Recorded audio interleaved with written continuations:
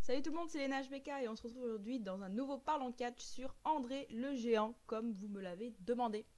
Alors comme vous le savez, André le Géant, ou André Roussimov de son vrai nom, était français. Il est né le 19 mai 1946 à Coulommiers et est malheureusement mort trop jeune, à 46 ans, le 23 janvier 1993, d'une crise cardiaque. Alors il n'était pas surnommé le Géant pour rien. Il souffrait vraiment de gigantisme. En effet, il mesurait 2,24 m. En plus, il souffrait d'acromégalie, qui est une maladie où on a une trop grande présence d'hormones de croissance dans le sang et ça fait grossir anormalement la mâchoire, les mains et les pieds.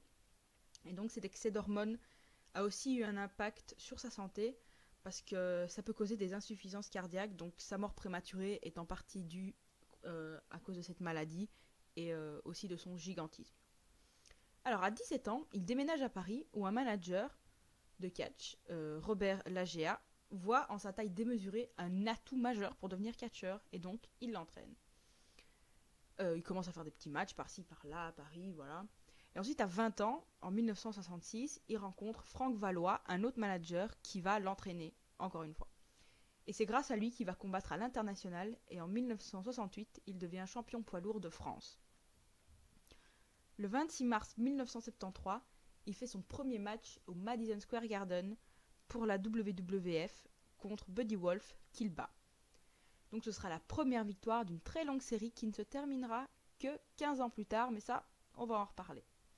Donc là j'ai dit WWF, mais à l'époque c'était WWF. C'était l'ancêtre, on va dire, de la WWF, mais bon, ça je pense que vous le savez, donc je reviens pas là-dessus.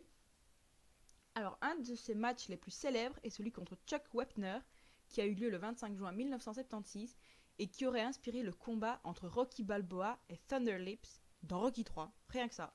Voilà. Mais malheureusement, dans les années 80, il commence à perdre de plus en plus de mobilité à cause de sa maladie. Donc, Vince McMahon comprend qu'il faut trouver une aussi grosse star qu'André pour le remplacer.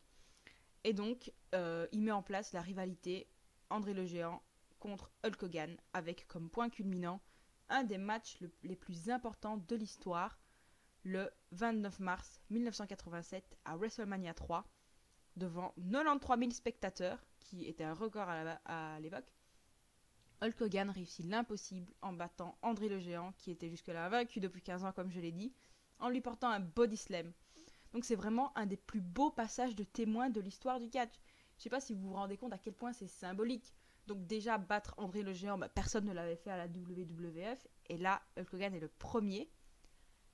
Et en plus, il lui porte un body slam. Le gars, il le pesait un poids de ouf. Je vous dis ça tout de suite, je suis en train de regarder. Alors, on n'est pas sûr, mais il pesait entre 173 kg et 245 kg. Donc, dans les deux cas, c'est pas rien. Hein, voilà. Donc, je pense qu'il n'y a pas meilleur moyen que de créer une légende. Voilà. Alors, entre 1989 et 1990, il forma avec Haku l'équipe de Colossal Connection qui gagna le titre par équipe le 13 décembre 1989 en battant Demolition. Alors malheureusement, le dernier match d'André le Géant n'a pas eu lieu à la WWE mais au Japon, à l'AJPW, lors du show AJPW Budokan All Show. Voilà. Donc c'était un match à 3 contre 3.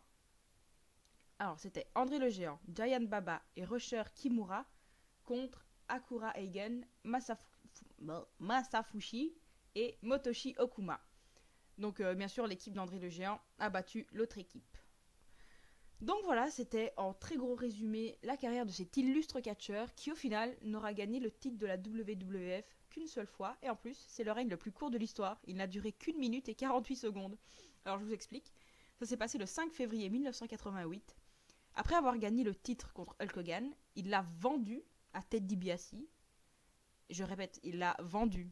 Genre vraiment pour de l'argent. Il a voulu le vendre. Donc, je sais pas si vous savez un peu, mais Ted DiBiase, donc c'était toute la gimmick de j'ai de l'argent, je peux tout acheter. Voilà, donc lui, il a acheté le titre de la WWE. Mais le président de l'époque, Jack Tunney, refusa que cette vente ait lieu et rendit le titre vacant. Donc voilà, André le Géant, il n'est plus champion après 1 minute et 48 secondes. C'est pas mal, hein. Et il fut aussi le premier catcheur à avoir un article dans le magazine Sport Illustrated, qui est le plus grand magazine sportif américain. Et aussi, c'était le premier catcheur à avoir autant de pages dans ce magazine. Ah oui, et j'ai oublié de le dire, jusqu'à aujourd'hui, c'est le seul catcheur français à avoir gagné le titre de la WWF. Donc voilà, tous les petits catcheurs français de maintenant, allez-y, hein, on veut un deuxième. Même si je ne suis pas française, mais voilà, je parle français, on est francophone, donc on soutient. Voilà. Donc en gros, André le Géant à la WWF, ben, il n'aura gagné que 2 titres. Le titre de la WWF et le titre par équipe. Donc comme quoi, c'est pas parce qu'on a eu beaucoup de titres qu'on est un grand catcheur. Et c'est pas parce qu'on a eu peu de titres bah, qu'on n'est pas un grand catcheur. Voilà, ça fait pas tout. La WWE a notamment rendu hommage à André le Géant en créant bien sûr le Hall of Fame, donc qui à la base était créé pour lui. Il a été le premier intronisé, le premier et le seul intronisé en 1993.